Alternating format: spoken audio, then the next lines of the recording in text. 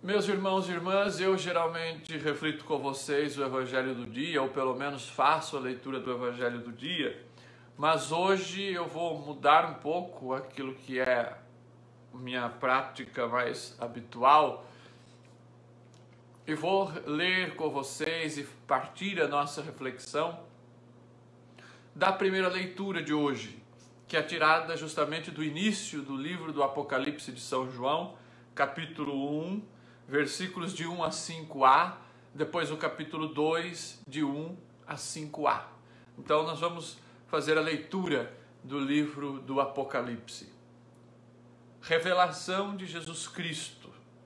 Deus lhe a concedeu para que mostrasse aos seus servos as coisas que devem acontecer muito em breve. Ele a manifestou com sinais por meio de seu anjo enviado ao seu servo João, o qual atestou tudo quanto viu como sendo a palavra de Deus e o testemunho de Jesus Cristo. Feliz o leitor e os ouvintes das palavras desta profecia, se observarem o que nela está escrito, pois o tempo está próximo. João, às 7 igrejas que estão na Ásia, a vós, graça e paz da parte daquele que é, aquele que era e que vem, da parte dos 7 Espíritos que estão diante do seu trono, e da parte de Jesus Cristo, a testemunha fiel, o primogênito dos mortos, o príncipe dos reis da terra. Ao anjo da igreja em Éfeso escreve: assim diz aquele que segura as 7 estrelas em sua mão direita, o que anda em meio aos 7 candelabros de ouro. Conheço a tua conduta, tua fadiga e tua perseverança. Sei que não podes suportar os malvados. Puseste à prova os que se diziam apóstolos e não são, e os descobriste mentirosos. És perseverante, pois sofreste por causa do meu nome, mas não esmoreceste. Devo reprovar-te, contudo, por teres abandonado o teu primeiro amor. Recorda-te, pois, de onde caíste, converte-te e retoma a conduta de outrora. Palavra do Senhor, graças a Deus.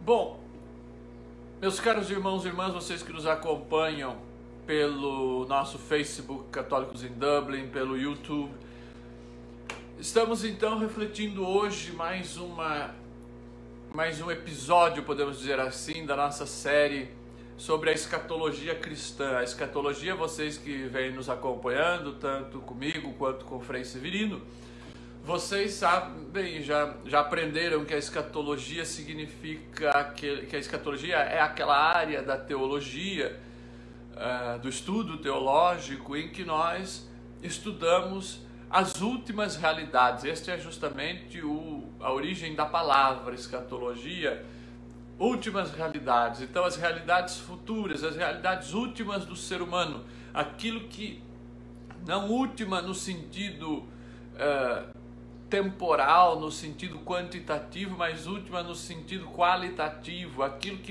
que é o ser humano na sua realização, na sua finalidade.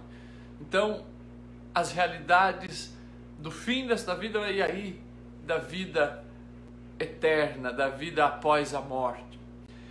E o Frei Severino, lá no começo das nossas catequeses, ele já tratou com vocês sobre o juízo particular que a doutrina da igreja ensina, que é aquele juízo que ocorre no momento da morte, quando há a separação da alma e do corpo. E a igreja ensina que depois haverá um outro juízo, um outro julgamento, que é aquilo que a gente chama de juízo final ou juízo universal, que é justamente na parousia. E nós falávamos da parousia na sexta-feira, que é justamente esta vinda gloriosa do Senhor, quando Ele vem para julgar a humanidade, mas quando Ele vem também para julgar o mundo, a criação, o cosmos. E nós vimos que este julgamento é muito mais do que um tribunal, mas ele é uma revelação.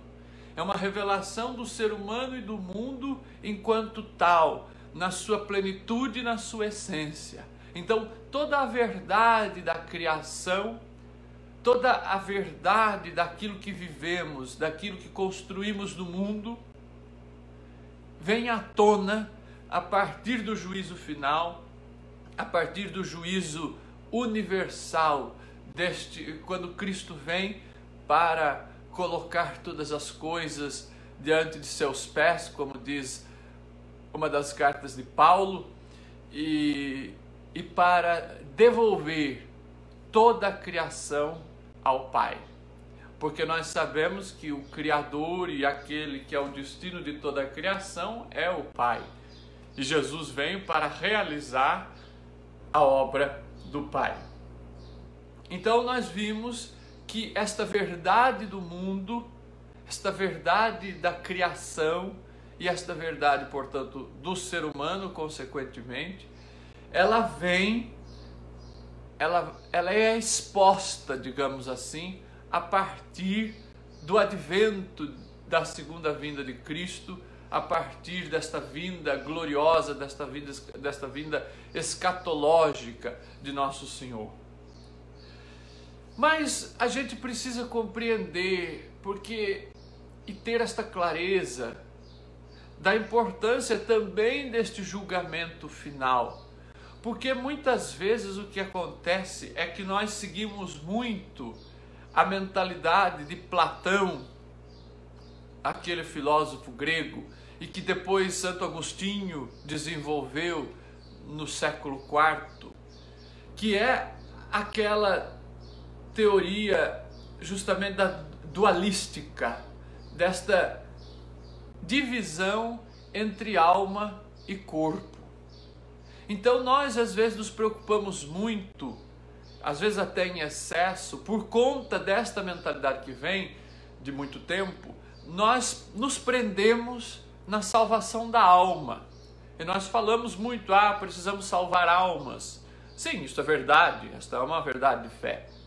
Mas a teologia moderna vai nos ensinando e vai nos colocando, e a própria doutrina da igreja, o Concílio Vaticano II vem também nesta linha, nos ensinando que é preciso que nós busquemos a salvação enquanto pessoa humana, na sua totalidade, e não só em um aspecto, e não só no aspecto da alma, mas também no aspecto do corpo, no aspecto da vida. O ser humano foi feito um ser integral.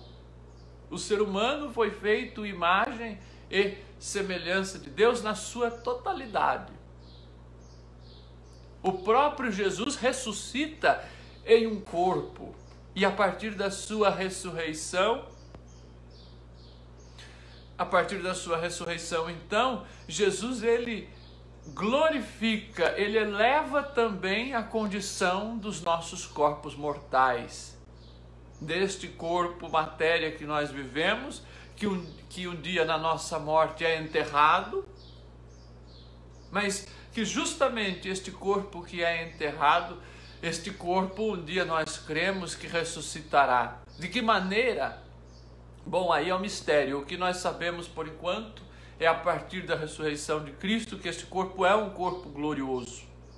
Então, pela doutrina da igreja, nós acreditamos que no dia final, no dia do julgamento, no dia do juízo final, esta alma que já ressuscitou, que está ou no céu, ou no purgatório, no inferno, como nós já estudamos nessas catequeses, esta alma um dia será unida de volta a este corpo, mas não é mais este corpo limitado, né? É um corpo renovado, transformado, transfigurado, como o corpo do próprio Jesus.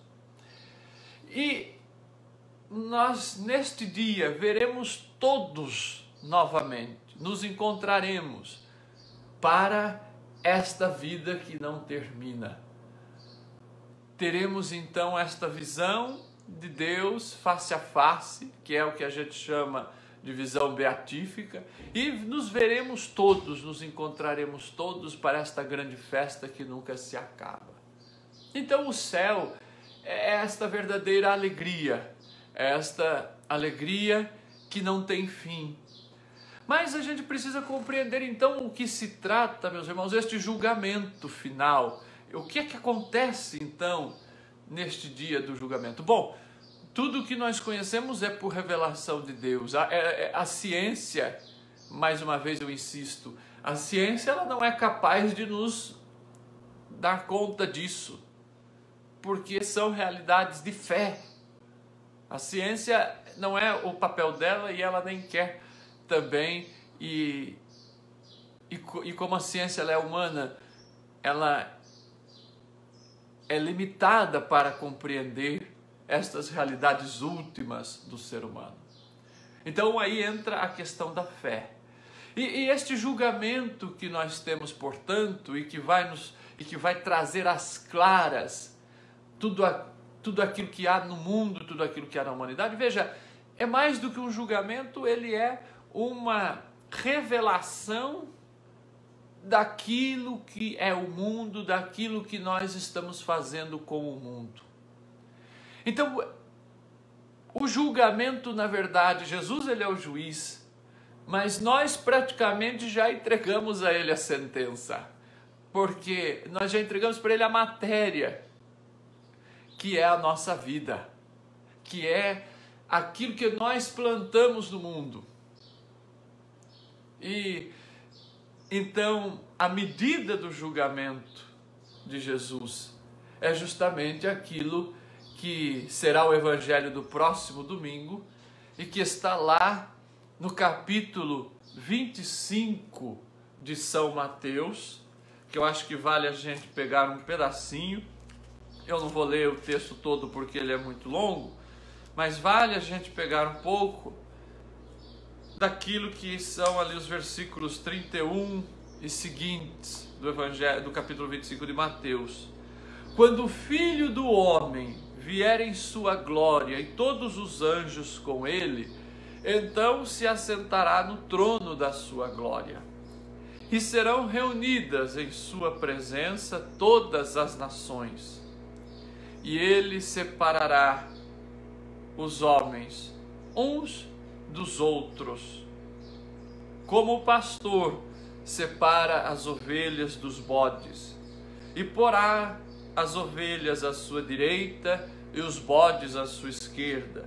Então dirá o rei aos que estiverem à sua direita: vinde, benditos de meu Pai, recebei por herança o reino preparado para vós desde a fundação do mundo. Pois tive fome e me destes de comer, tive sede e me destes de beber, era forasteiro e me acolhestes, estive nu e me vestistes, doente e me visitastes, preso e viestes ver-me. Então os justos lhe responderão: Senhor, quando foi que te vimos assim? Ao que lhes responderá o rei: em verdade vos digo, cada vez que o fizestes a um desses meus irmãos mais pequeninos, a mim o fizestes.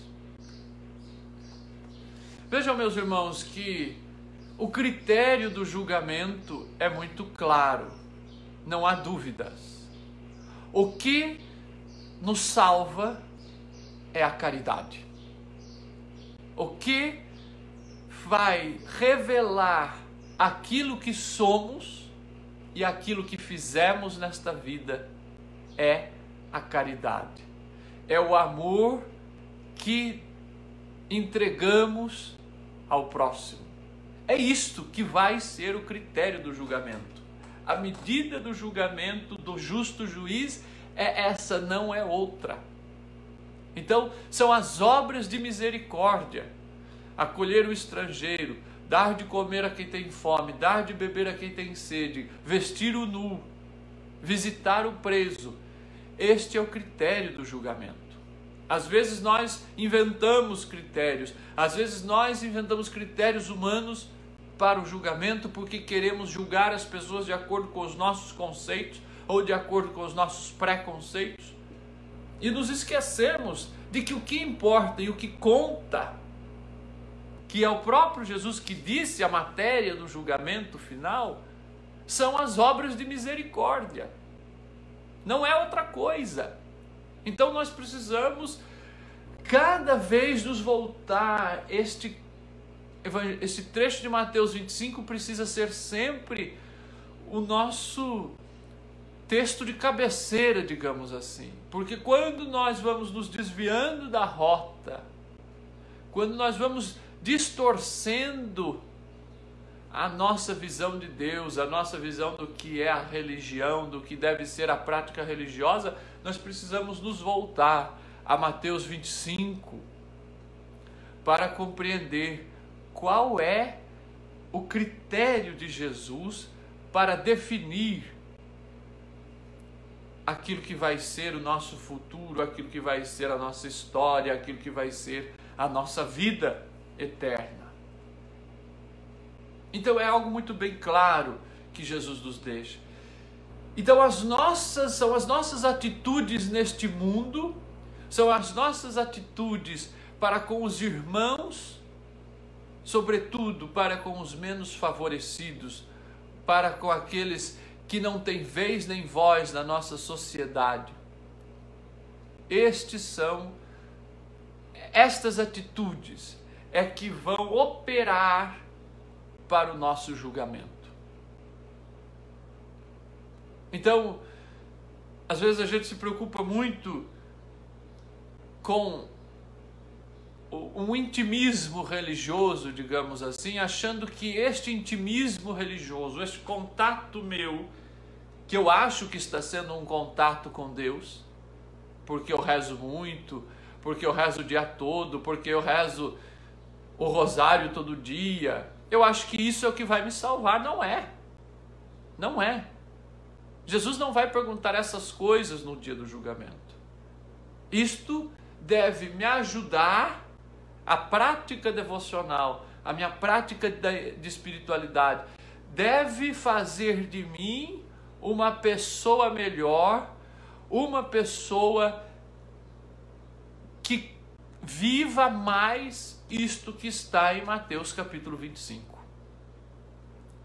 Aí sim, a prática religiosa vai ter este sentido. Por quê? Porque aí eu estou utilizando a devoção, a espiritualidade, para me configurar a Cristo que me salva.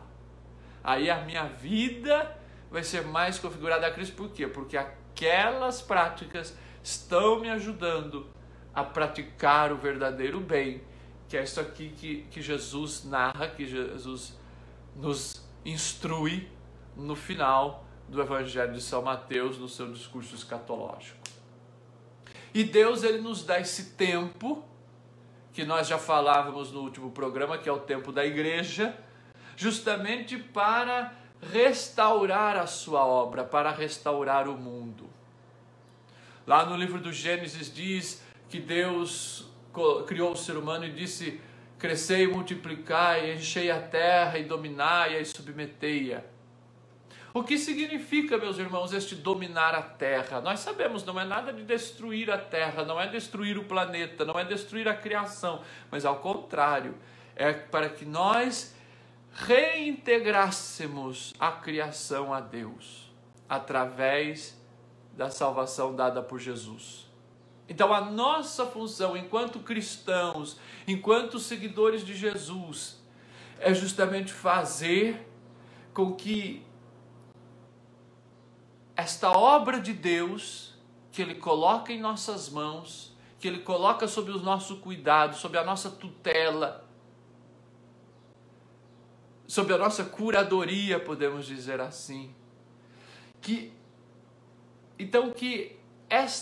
nós possamos ir restaurando esta obra de Deus tão desfigurada pelo pecado.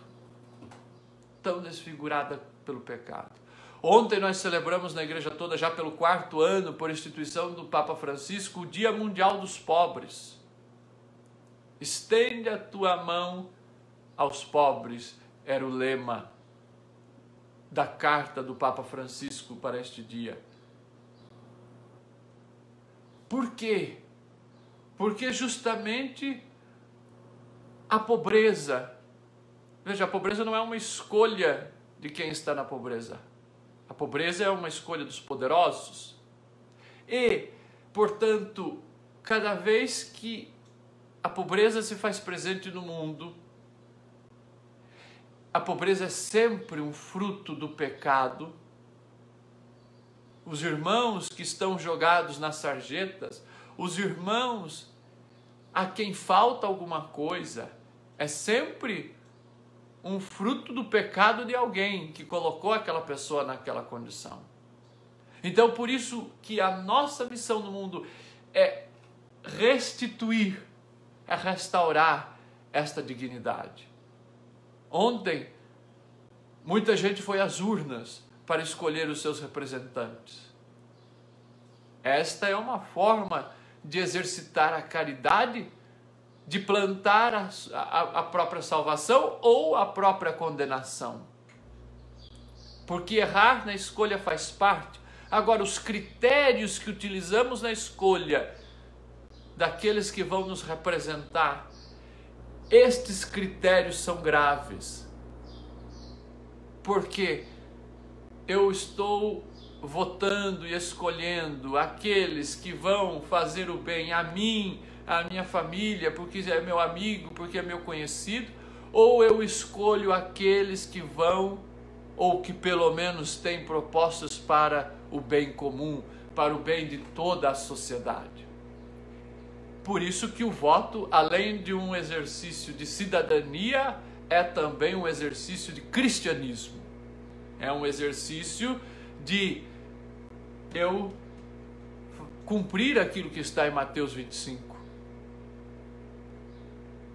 É uma forma de eu me preocupar com aqueles que sofrem, com aqueles que estão desamparados. E esse deveria ser o critério do nosso voto. Pois muito bem, então Deus, Ele nos dá este tempo para que nós restauremos a sua obra, para que este mundo seja mais justo, para que esse mundo seja mais igual. Então, o julgamento de Jesus é sempre para que o mundo seja salvo. Agora,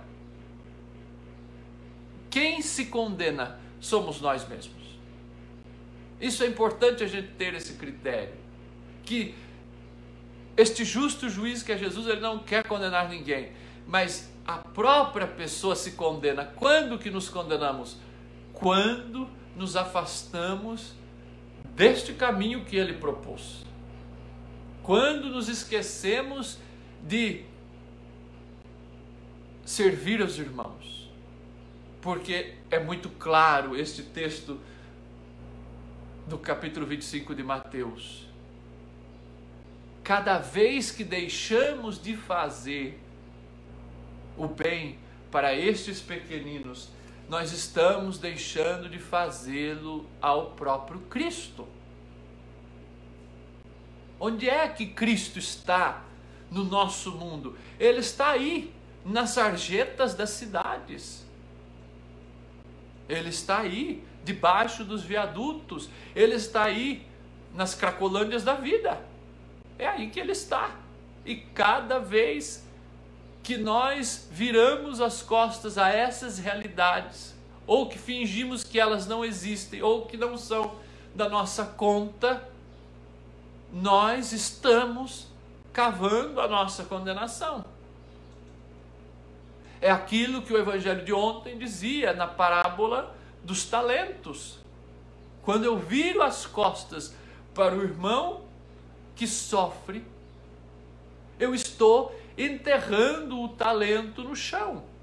Não estou frutificando, porque Deus nos dá os talentos não para usar ao nosso benefício próprio, mas para usar para salvar o irmão.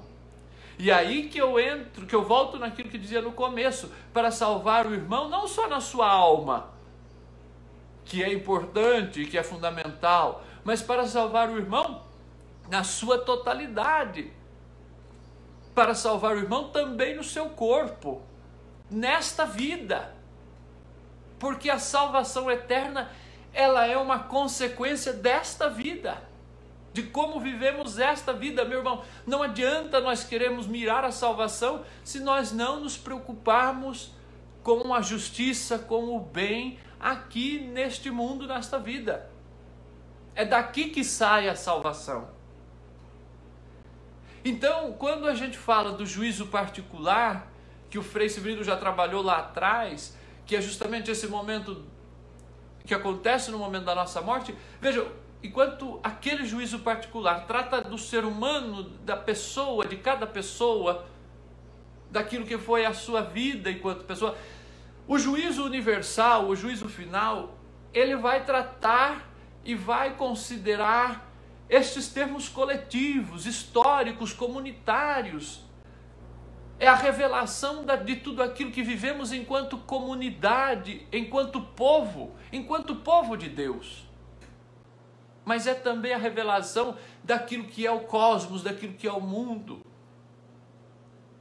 As realidades do mundo serão reveladas, as realidades, como tratamos os irmãos. Julgamos muito. Como é que é isto? Não é? Essas realidades certamente serão levadas em conta pelo Senhor quando Ele vier na sua glória. Então, de uma certa forma, nós todos somos responsáveis por este juízo, por este julgamento do mundo, porque nós todos é que fazemos o mundo acontecer. Nós todos, podemos dizer que nós todos é que fazemos esta engrenagem girar. Então, este giro do mundo, este funcionamento do mundo, depende das nossas escolhas. E a nossa salvação ou a nossa condenação também dependem das nossas escolhas. É lógico, nós somos salvos pela graça de Deus, eu mesmo já disse isso aqui várias vezes, nós não somos salvos por mérito próprio, porque nós estamos o tempo todo ameaçados pelo pecado. Então precisamos contar com a graça, com a força de Deus, para que nós possamos optar. Sim, é uma escolha. Nós precisamos da graça de Deus para optar por este caminho estreito, por este caminho de fazer multiplicar os talentos, para que quando o Senhor voltar para nos julgar, para julgar a humanidade, para julgar o mundo, nós possamos apresentar e entregar nas mãos de Jesus aquilo que fizemos, e aí Ele vai entregar ao Pai a humanidade e o mundo inteiro. E aí, como diz São Paulo aos Coríntios, ele vai dizer assim: o último inimigo a ser destruído será a morte, pois ele tudo pôs debaixo dos pés dele. Mas quando ele disser tudo está submetido, evidentemente excluir-se-á aquele que tudo lhe submeteu. E quando todas as coisas lhe tiverem sido submetidas, então o próprio Filho submeterá àquele que tudo lhe submeteu, para que Deus seja tudo em todos. Isto é, meus irmãos, o julgamento final, o juízo final. No juízo final, então, e esta é a diferença para o juízo particular, no juízo final, Jesus vai colocar tudo aquilo que temos e fizemos, a realidade do mundo, a realidade da criação, o que fizemos com o planeta, e vai entregar tudo isso nas mãos do Pai. E aí o Pai será tudo em todos. Ou seja, aí não haverá mais a maldade, aí não haverá mais as tribulações, aí não haverá mais o pecado, porque aí Deus será tudo em todos. Ou seja, todas as coisas aí estarão submetidas ao poder de Deus e o diabo não terá mais poder sobre as nossas ações. Veja a maravilha que é isso. Então, aí eu vou concluindo.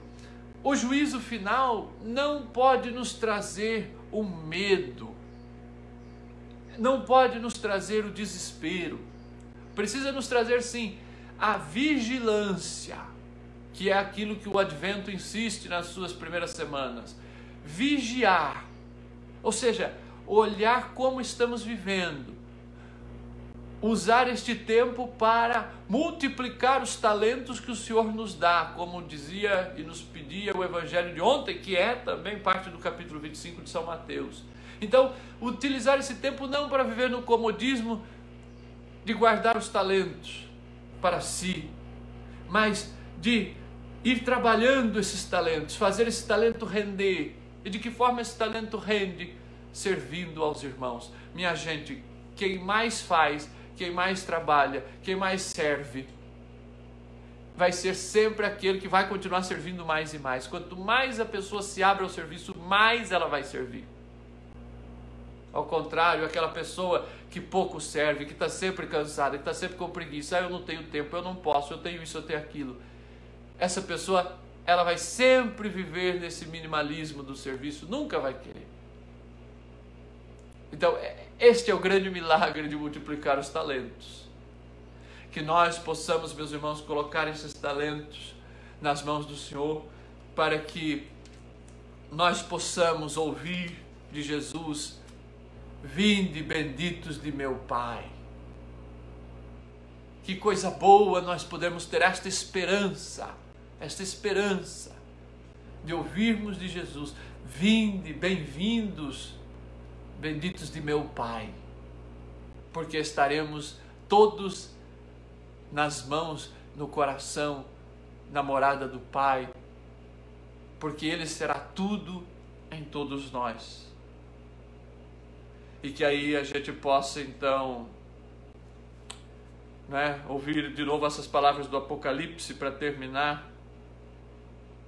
Aquele que é, aquele que era, aquele que vem, da parte dos 7 Espíritos que estão diante do seu trono e da parte de Jesus Cristo, testemunha fiel, o primogênito dos mortos, o príncipe dos reis da terra. E aí o finalzinho da leitura de hoje: recorda-te de onde caíste, converte-te e retoma a conduta de outrora.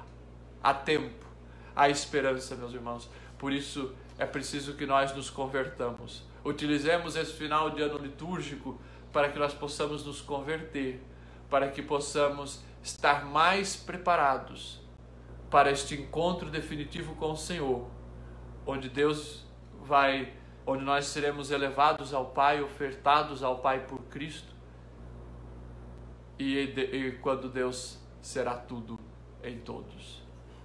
Louvado seja nosso Senhor Jesus Cristo, para sempre seja louvado.